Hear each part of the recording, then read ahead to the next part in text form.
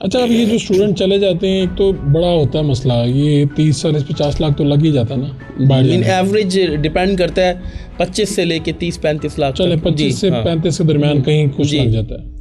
इसमें कंसल्टेंट भी बहुत भारी पैसे लेते हैं। जी लेते हैं। बेसिकली हमारी एक बड़ी जायज़ सी फीस है, ठीक है, जो कि 1 लाख है। 50,000 वो स्टार्ट में देगा, 50,000 जब हम उसका वीज़ा फाइल कर देंगे। बेसिकली हम तो बाद में लेते थे, लेकिन कुछ बच्चे ऐसे हैं कि वो फीस बाद वाली देते ही नहीं थे, तो हम ये जब उनका काम हो जाता है जब उनका काम हो जाता था तो थोड़ा सा हमने इसको चेंज किया। अब हम वीज़ा एप्लीकेशन भी अपनी सेकंड फीस ले लेते हैं। ठीक है, तो यानी 1 लाख तो बड़ी मुनासिब फीस है अगर किसी का काम हो रहा है। बिल्कुल। बच्चे जो हैं वो यहाँ से कर्ज लेके जाते हैं जी क्योंकि उनके अपने अच्छे तो हालात नहीं होते। जी। अब वो ये सोचते हैं कि वहाँ जाएंगे, जी काम करेंगे, जी पढ़ाई करेंगे, जी कुछ पैसे बाहर हो जाएंगे, कुछ पैसे अपनी फीस देंगे। तो क्या तमाम ममालिक ठीक है इस हवाले से कि इसका इंतखाब करते हुए वो लोग, वो बच्चे, कुछ तो साहिब हैसियत है, कोई मसला नहीं, जहाँ मर्जी पढ़ लेंगे, वो बच्चों को किस मुल्क में जाना चाहिए और जॉब्स की इजाज़त? टेक्निकली ये क्वेश्चन जो आपने किया, it will take complete 30 minute to elaborate you, but in short मैं बता देता हूँ कि right now the best countries are in order to go for this situation में कनाडा, यूएस, ऑस्ट्रेलिया। ठीक है, जहाँ पर बहुत ईजीली आप अर्न कर लेते हो, पढ़ाई के साथ स्टडीज़ भी कर लेते हो और सारे मामलात भी कर लेते हो। लेकिन हर बच्चा इन कंट्री में जा नहीं सकता, हर बंदे के कंस्ट्रेंट्स होते हैं, मार्क्स सम टाइम होते हैं, बाज़ औक़ात आपके वो सब्जेक्ट्स नहीं होते, ठीक है, बाज़ औक़ात वो एम्बेसीज आपको रिफ्यूज़ कर देती है, हायर एंड एम्बेसीज हैं, ठीक है, एम्बेसीज अब ऑस्ट्रेलिया है, यूएस है, कनाडा है, ये गैप नहीं लेंगी, ठीक है। ये आपके अगर डॉक्यूमेंटेशन देखेंगे उस पर आपको बहुत अच्छे स्कोर्स चाहिए, तो ये हायर एंड एम्बेसीज हैं, ठीक है। अब हर बच्चा हायर एंड एम्बेसी के लिए नहीं है, तो मैं कहता हूँ अगर उसने प्लान कर लिया एक अच्छी तालीम का, तो वो किसी भी मुल्क में चला जाए।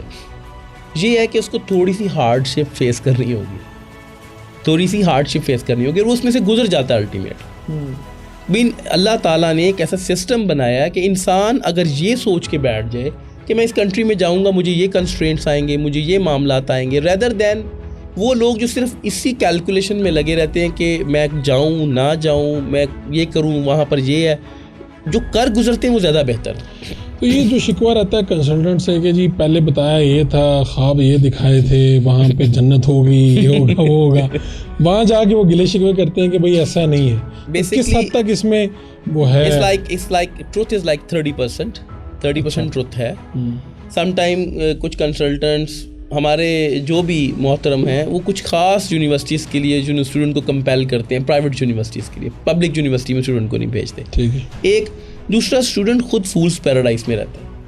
हम बहुत ज़्यादा मीडिया में जो यूरोप, अमेरिका, कनाडा, ऑस्ट्रेलिया को देखते हैं, तो हम उस दुनिया में रहते हैं कि ऐसा ही वो इमेजिनरी वर्ल्ड में। तो जब हम रियल टाइम जाते हैं तो हमें उन सख्तियों, मुश्किलात, परेशानियों का नहीं पता होता। एक लम्हे के लिए आपका घर है यहाँ पर, आप पाकिस्तान में रह रहे हैं, एक लम्हे के लिए दूसरे शहर जाके कभी अपने आप को टेस्ट करें, और वो वाला दूसरा शहर जहाँ पर आपका कोई रिश्तेदार, कोई जानने वाला हो, ठीक है, then see how things move.